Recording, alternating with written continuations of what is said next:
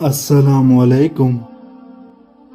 صائب بن یزید نے بیان کیا، انہوں نے سفیان بن ابی ظہیر سے سنا جو ازر شنو کے قبیلے سے تھے اور صحابی تھے۔ انہوں نے کہا، میں نے نبی کریم صلی اللہ علیہ وآلہ وسلم سے سنا، آپ فرماتے تھے جو کوئی بے ضرورت کتا پالے، نہ کھیت کے کام کا ہو نہ بکریوں کے بچانے کے لیے، تو اس کے عمل کا ثواب ایک قرات برابر ہر روز گھٹتا جائے گا۔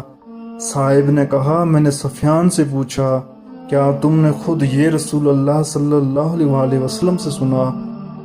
انہوں نے کہا، ہاں، اس مسجد کے مالک کی قسم۔